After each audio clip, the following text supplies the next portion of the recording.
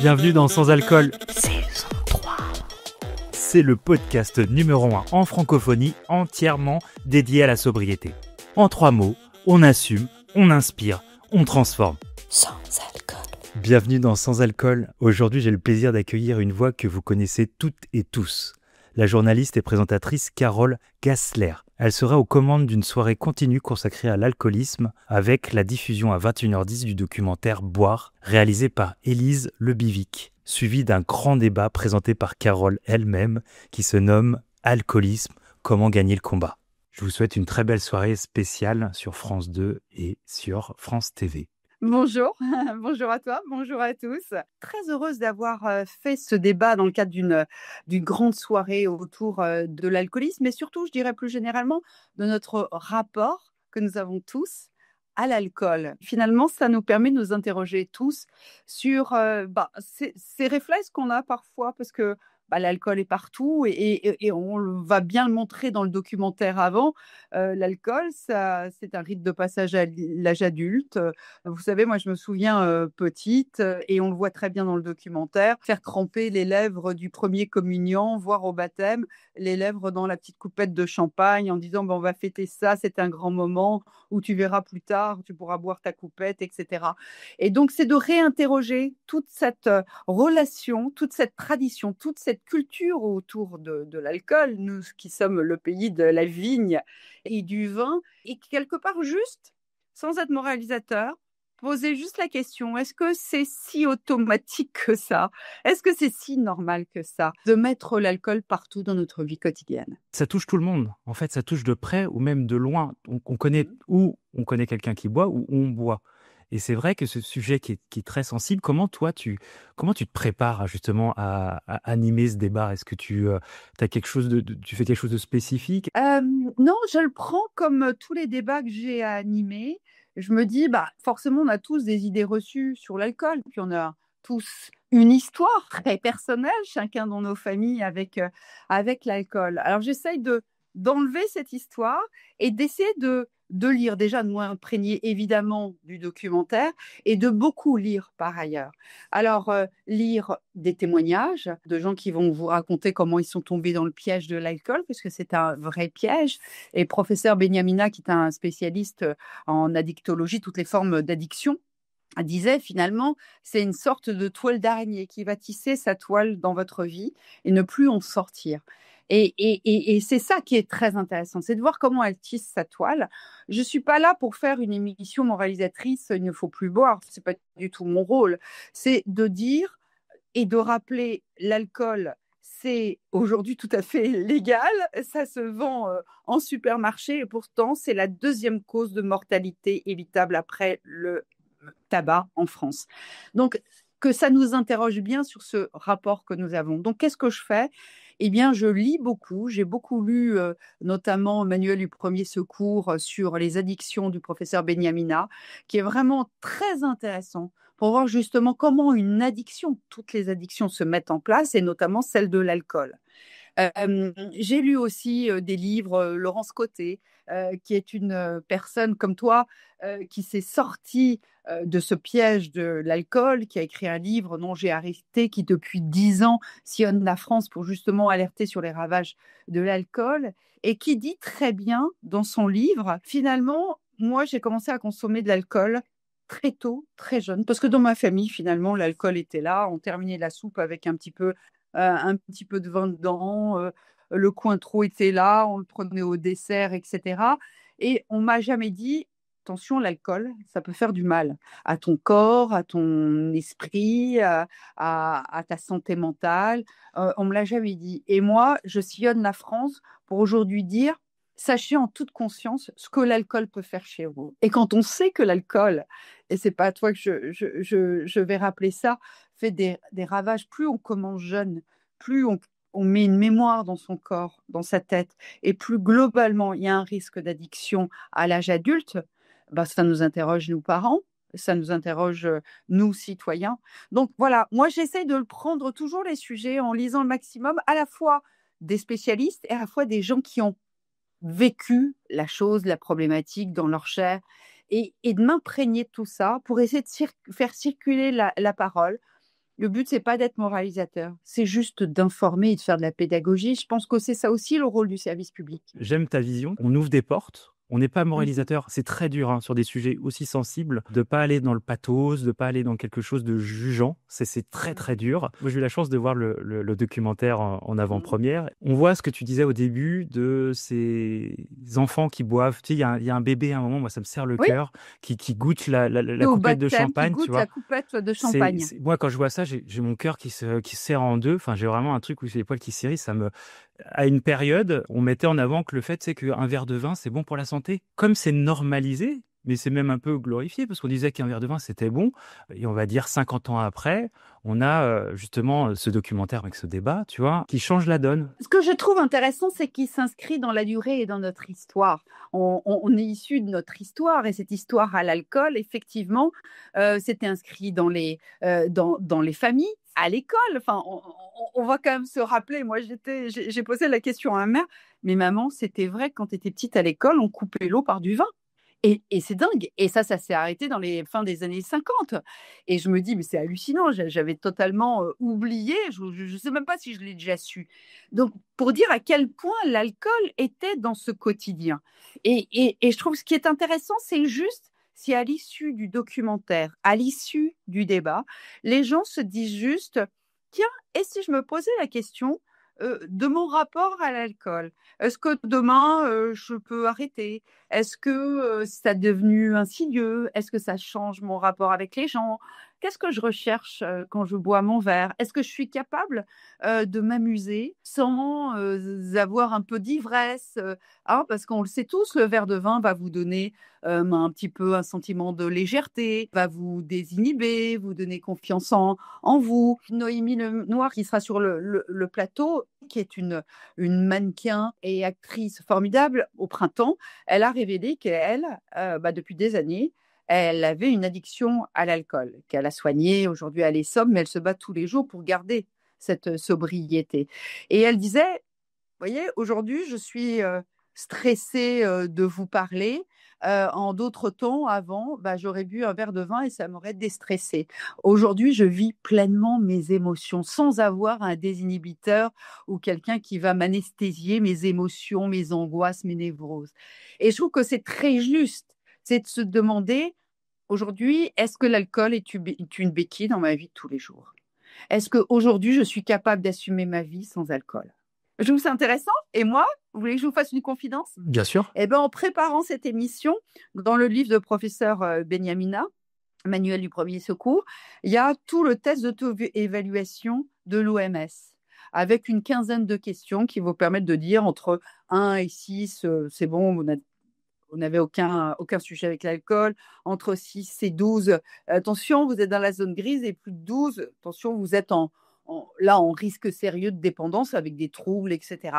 Eh ben, j'ai fait le test parce que je me suis dit, tiens, c'est intéressant de me situer. Et si déjà, à l'issue de cette soirée, chacun essaie de se situer par rapport à l'alcool, eh ben, on aura déjà fait avancer les choses. Rien que faire le test, je trouve ça culotté, moi. Je trouve ça cool. Il y a déjà Ouais. une démarche de réflexion, c'est sûr.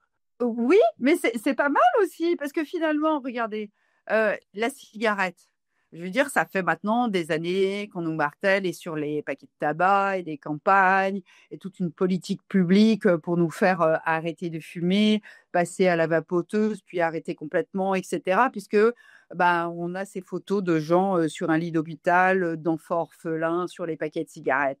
C'est vrai que l'alcool, il est là, il est à côté de boissons, de soda, de choses comme ça. Et finalement, on se dit, c'est pas grave, je bois que le week-end, c'est pas grave, de temps en temps, je bois un peu trop, mais rien n'est grave. Je trouve juste, c'est de savoir, ok, sache juste ce qui se passe dans ta tête quand tu bois, ce qui se passe dans ton corps quand tu bois, et juste évalue-toi pour savoir si tu es encore en contrôle par rapport à l'alcool. Le lien avec la cigarette est fort. Moi, j'ai toujours cet exemple-là qui est un peu pas facile à expliquer, parce que je me dis, si quelqu'un fume une cigarette tous les jours, il est considéré comme fumeur, il se considère comme fumeur, tu vois. Est-ce que quelqu'un qui boit un verre d'alcool tous les jours, même s'il est au repas, comment l'identifier? Il y a le docteur à un moment, et tu m'as dit qu'il était dans le débat, dit dans le documentaire, mais vous n'avez pas la gueule de l'emploi. Mhm. Et je dis, mais c'est quoi la gueule de l'emploi? Personne n'a la tête de l'emploi. Personne. Et pour les téléspectateurs qui verront le documentaire, on a 7 personnages. Ils sont tous différents, de milieux sociaux différents, d'âges différents, hommes, femmes, de régions différentes. Ils se sont tous retrouvés par des parcours différents à se retrouver en ayant enchaîné par l'alcool. Et c'est ça ce que me disait professeur Benyamina, que je trouvais intéressant, c'est interrogeons-nous juste si l'alcool perturbe notre vie, notre relation sociale, notre rapport au monde. C'est ça qui est intéressant. C'est parce que c'est vrai que c'est triste quand on se dit que le monde, on doit le voir qu'à travers l'alcool. Et c'est là le vrai test. Parce qu'après, effectivement, chacun réagit en fonction. Certains tolèrent mieux l'alcool, d'autres moins bien, certains vont.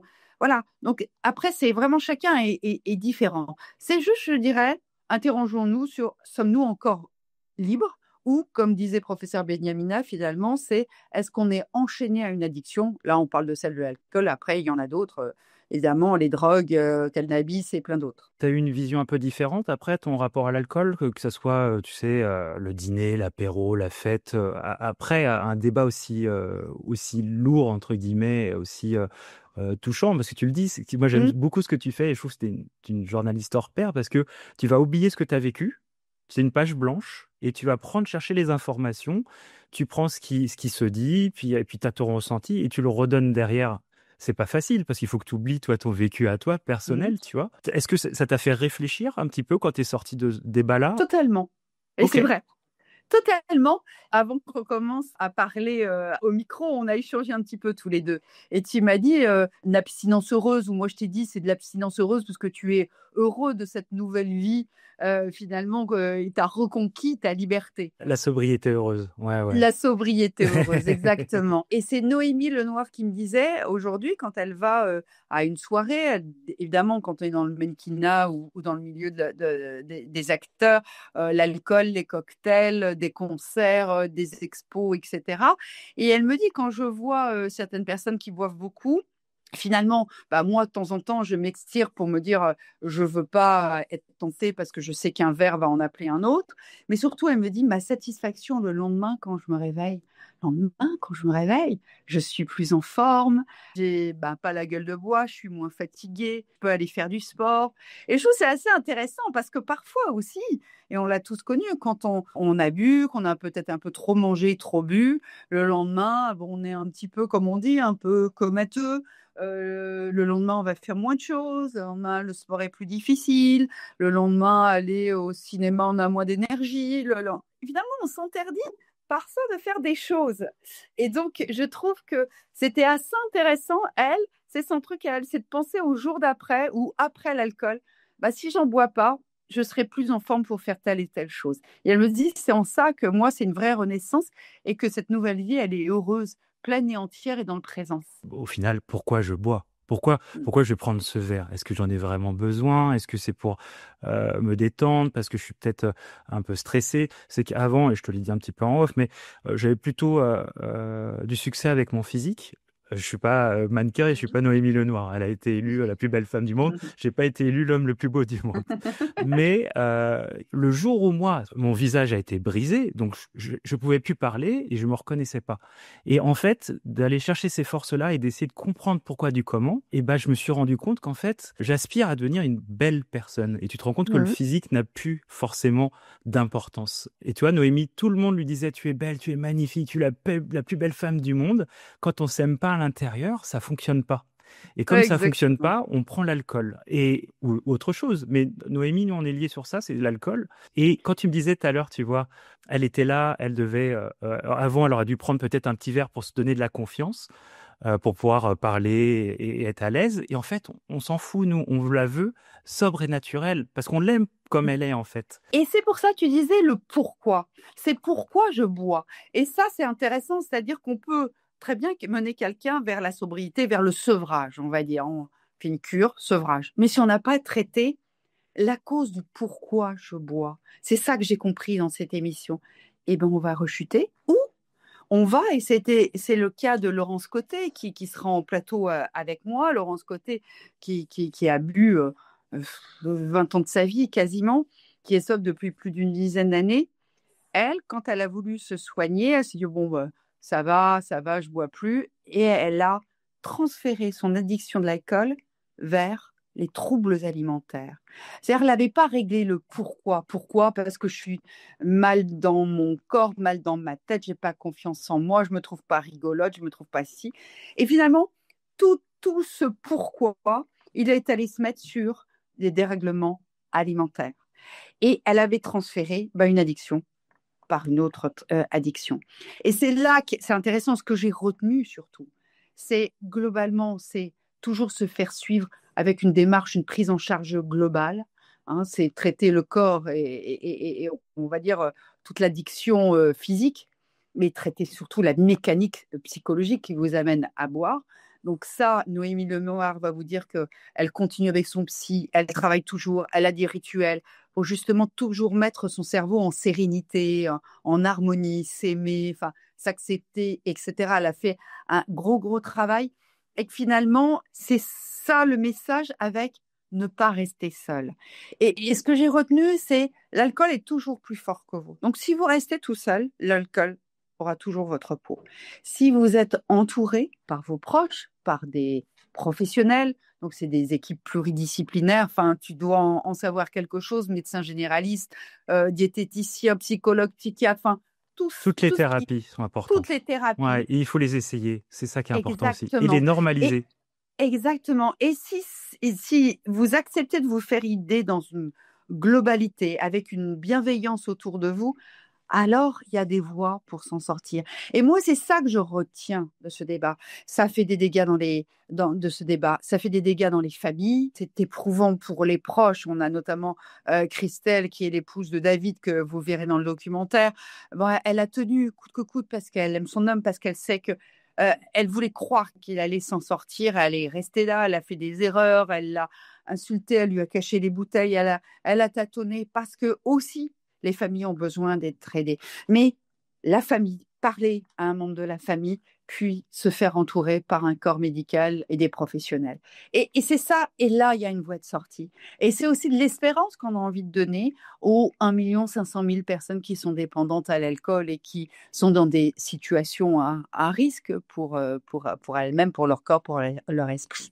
Là, le documentaire a été tourné. On a l'impression un petit peu d'une réunion des alcooliques anonymes. Est-ce que c'est fait exprès? C'était plus pour rassembler des histoires et après les faire résonner les unes par rapport aux autres. Finalement, si on avait fait simplement le parcours de l'un, le parcours de l'autre, le parcours du troisième, du quatrième, ok, on les aurait vus. Là, ce qui est intéressant, c'est qu'on a les parcours des uns et des autres et à un moment donné, ils se retrouvent autour de professeur Benyamina. Et là, finalement, ils se rendent compte que moi aussi, j'avais la stratégie terrible pour cacher mon alcool partout, même dans les pommes-potes, pour que personne ne voit. Donc, oui, moi aussi, j'étais dans le déni. Moi aussi, j'ai commencé de façon très jeune et ça s'est instillé dans ma vie de façon insidieuse. Oui, moi aussi, mes proches étaient perdus. Et finalement, tu te rends compte, ces résonances, c'est de dire que ce sont des histoires individuelles, mais finalement, le piège, il se referme de la même façon sur tout le monde, quel que soit ton âge, ton milieu social, ton sexe, ton vécu, tes proches. C'est la pieuvre ou l'araignée, elle tisse sa toile de la même façon. Et c'était ça qui est intéressant. C'est pour ça qu'on les a mis ensemble. C'est finalement pour qu'ils se dialoguent sur, oui, nos vies, elles se ressemblent finalement, même si elles sont différentes et si les causes sont différentes. Après, il y a quelque chose que je me suis dit, c'est qu'ils sont quand même partis dans une consommation extrême, tu vois. On parle d'addiction. Une addiction, c'est fait pour perdre le contrôle. Donc, on ne peut pas contrôler une addiction, tu vois. Enfin, il y a un truc qui fait que c'est le cerveau qui se mord la queue.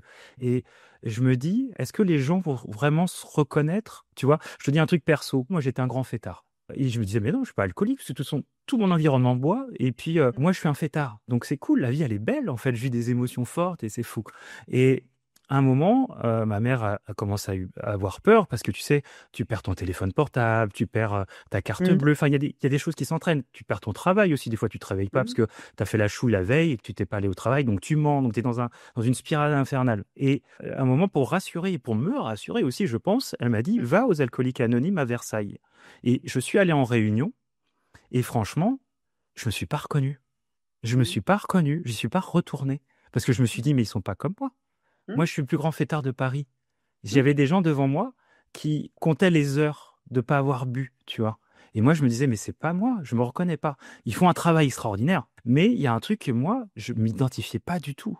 Alors que j'étais dans une grosse consommation. Donc je me dis, les gens qui consomment, par exemple, tu vois, un verre le soir pour décompresser, une bière après le travail, ou est-ce que eux, ils vont s'identifier à des gens qui ont bu énormément, tu vois? Je me posais la question de C'est ça. pour ça que j'ai voulu, avec les équipes derrière dans le débat, de ne pas enchaîner tout de suite sur je suis dépendant, comment je fais pour m'en sortir? Il y a des voies pour s'en sortir.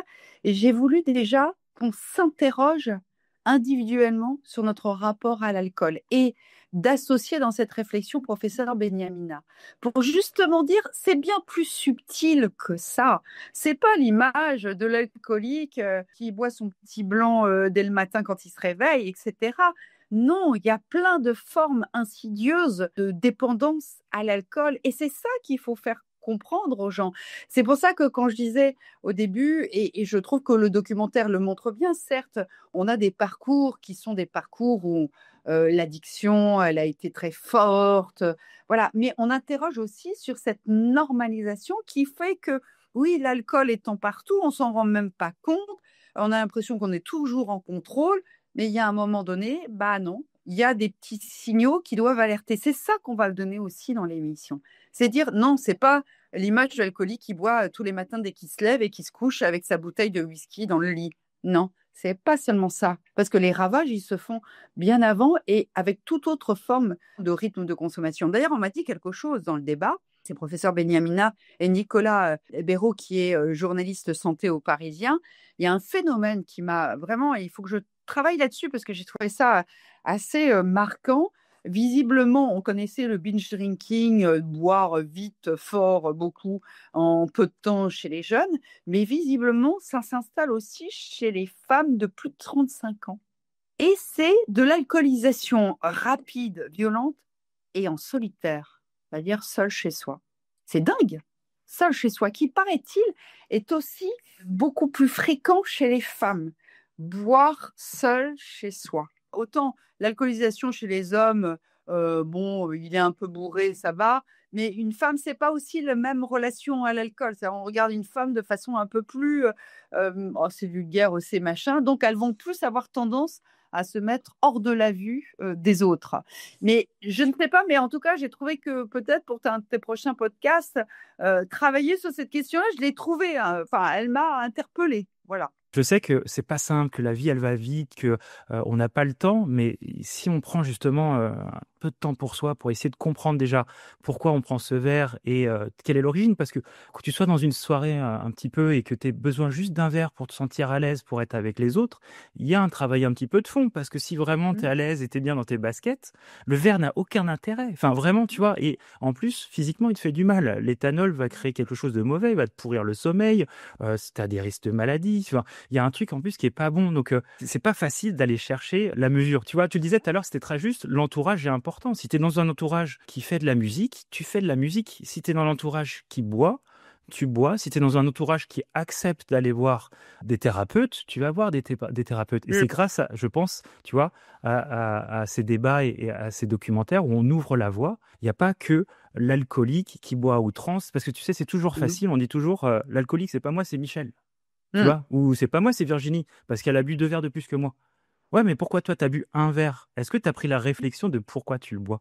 Est-ce que t'en as vraiment besoin? Tous s'accordaient à dire que le dry January, qui pour moi était un peu anecdotique, tu sais, enfin, dans ma tête, je me dis, oh oui, ce machin de janvier, quand je présentais le journal, je me dis, oh, c'est une sorte de marronnier, voilà, qui existe depuis 2019 en France, mais qui existe depuis 2013 en Angleterre, si je ne me trompe pas, que c'était un bon moyen, parce que finalement, comme disait professeur Benyamina, euh, en janvier, il y a l'épiphanie, puis il y a l'anniversaire de mon fils, et puis il y a le pot de début d'année au bureau, et puis il y a ci, et puis il y a plein de façons de célébrer la nouvelle année. Et il dit, essayez. Et il me dit, moi-même, j'ai essayé, c'est pas simple. C'est pas simple parce qu'il y a, comme on disait, tout est banalisé, l'alcool est partout, il accompagne tous les bons moments de la vie, parfois il accompagne aussi les mauvais moments quand on veut oublier quelque chose et se dire je suis tellement triste, j'ai perdu un proche et machin, etc. Ça peut devenir une béquille pour rire ou pour arrêter de pleurer ou enfin pour se sentir mieux, pour se sentir déstressé, etc. Et le Trajanerie, qui moi me semblait être une opération un peu marketing, m'a semblé intéressante comme démarche et je me suis dit, ben, peut-être que pour la première fois, en janvier, je vais me lancer dans le Trajanerie. Et puis, il y a autre chose, je voulais te raconter une anecdote parce que du coup, en faisant cette émission, c'est intéressant. C'est dimanche, j'étais à une sorte de déjeuner. On était très nombreux, enfin dans un jardin en région parisienne, et il y avait de l'alcool. Et je me suis dit, tiens, je vais faire mon déjeuner sans alcool. Et j'ai pensé à la Noël du Milieu Noir qui dit, ah ben, derrière, tu te sens mieux quand tu n'as pas bu. Et je me suis dit, bah, j'avais bien mangé, je me suis pris 2 desserts. Enfin, bon, voilà, j'ai bien mangé, mais je n'ai pas pris une goutte d'alcool. Et finalement, bah, c'était la première démarche, le premier moment où je me suis dit, bon, tout le monde prend. Donc, j'ai pris mon verre, mais je ne l'ai pas bu, mais je l'avais dans la main. Je sais pas, c'est un peu débile, mais. Tu sais, Et, l'effet de groupe, il y a rien de débile, hein, c'est scientifique, hein, de toute manière. voilà. Et du coup, j'ai pris mon verre, il était rempli. J'ai dit un tout petit peu de champagne, mais je ne l'ai pas bu. Et j'étais super contente parce qu'en fait, quand je suis rentrée, ben, j'étais bien. J'étais pas en train de me dire ma fin de journée, oh là là, ça va être un peu plus dur, ou j'ai envie un peu de dormir, ou finalement parce que tu te sens moins en forme et tout ça. Et du coup, ça m'a fait aussi repenser à comme quoi ce doc, et j'espère ce débat derrière, vont amener les téléspectateurs à s'interroger. Je me rappelle très bien d'un dîner il y a quelques mois chez des amis, et il y a quelqu'un que je ne connais pas, un ami d'amis, et qui dit non, je veux pas, je préfère un verre d'eau gazeuse. Tout le monde leur oh, bah, quand même, un petit verre de champagne, ou tu préfères le vin blanc ou le vin rouge. Non, non, non. Ah, et donc je lui dis, et pourquoi tu bois pas? Question novice, comme plein de gens, si t'es malade, bah, t'es machin, enfin, tu prends des médicaments en ce moment, enfin voilà. Il me dit non. Je me suis rendu compte que à un moment donné, boire bah, de façon très festive, sociale, les dîners, etc. Et ben moi qui courais, ben je courais moins ou moins bien, que j'étais plus fatiguée, que mon sommeil était perturbé. Depuis que j'ai arrêté, mais je me sens 100 fois mieux. J'ai l'impression d'avoir des moyens décuplés, de récupérer beaucoup mieux après une nuit de sommeil. Tout est plus léger. Et j'ai trouvé ça intéressant. Et finalement, bah, on l'a tous interrogé. Et puis après, bah, c'était fini. Bon, alors, est-ce que c'était une pression que lui demandait? Non, j'ai trouvé ça intéressant parce qu'il a partagé son expérience de je ne consomme pas d'alcool. Et j'ai trouvé ça intéressant. Ça m'avait déjà fait réfléchir à peut-être qu'on se sent quand même mieux. Et là, cette émission, elle me dit la même chose. Alors, je ne veux pas m'interdire de boire un verre si j'ai envie de goûter parce que j'ai un bon plat, que on me dit tiens, il y a un super vin et tu vas voir. Mais je pourrais peut-être boire 2 gorgées et puis me dire ouais, c'est fini. Le plaisir, je l'ai eu. Il y a du plaisir parce que dans la bouche, c'est long en bouche, parce que vous avez des parfums, etc. Mais m'arrêter là. Et je trouve ça intéressant parce qu'en tout cas, je pense que ma relation à l'alcool ne sera pas aussi automatique. C'est comme C'est, les antibiotiques. Les antibiotiques, ça ne tu doit pas sais, être automatique. à ce repas de dimanche où t'as pas bu, tu t'es quand même régalé, parce que tu me dis, moi j'ai pris 2 Oui, desserts, j'ai passé un bon moment, j'ai très bien bien. mangé, tu t'es bien amusé. Oui, oui, ça ne m'a pas posé de problème. Et tu vois, L'effet débat, l'effet d'être impliqué dans ce sujet, d'avoir lu des choses dessus, d'avoir entendu tous ces témoignages, bah, peut-être que ça a infusé en moi. Et voilà. Alors, je ne dis pas qu'au prochain dîner, je ne vais pas boire. Mais en tout cas, c'est Christophe André qui dit être en pleine conscience. Eh ben, je pense que je serai en pleine conscience de ce que je fais.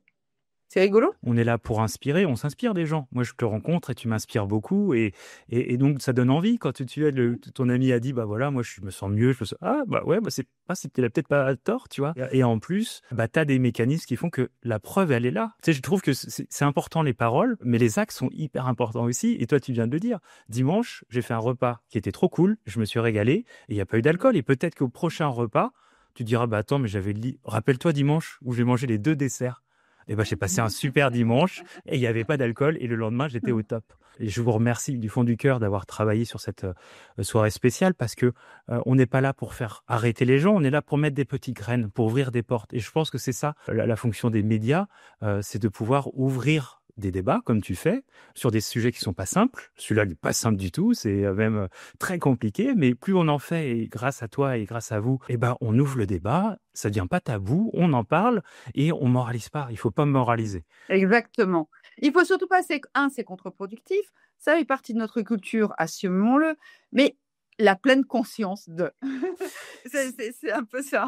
Mais c'est tout à fait ça. J'ai vu un truc qui vient de tomber. Le vin rouge est en baisse de consommation, mais c'est mondial. Il y a les vignerons qui sont en train d'essayer justement de se réinventer. Tu as eu ça dans le débat? Non, on est vraiment allé, c'est comment évaluer son rapport à l'alcool, comment être bien prise en charge et c'est quoi une bonne prise en charge, et 3, comment vivre sans alcool. Et dans une société qui banalise, mais on n'est pas allé jusque-là parce qu'on voulait être plus accompagnant. On voulait être du côté, finalement, à la fois des malades, parce que c'est une maladie, hein, il faut bien dire, et à partir de là, c'est là qu'on peut dire j'ai une maladie, je suis malade, donc je me soigne, et d'être plus aussi dans l'aide aux familles. Donc, on était plus dans cette démarche-là. Nous, on était beaucoup plus dans l'accompagnement et vraiment dans l'écoute de personnes qui osent dire ouvertement, c'est pas simple pour Noémie Lenoir. On lui a dit, mais si tu en parles, fais attention à ta carrière, on va plus te regarder de la même façon. Elle a eu le courage, comme des Muriel Robin. Et je pense que ça aide juste à une prise de conscience. Et après, chacun fait avec comment réagit son corps, comment réagit son esprit, les failles qu'on sent en nous ou pas et qui sont comblées par l'alcool. Est-ce que ce sont des failles? Et gardons le contrôle sur nos vies et ne cachons pas derrière l'alcool des choses qu'on peut peut-être traiter en allant voir un psy, en parlant avec des amis, en étant entouré d'une famille. Ouais. Exactement. Donc, c'est juste ça.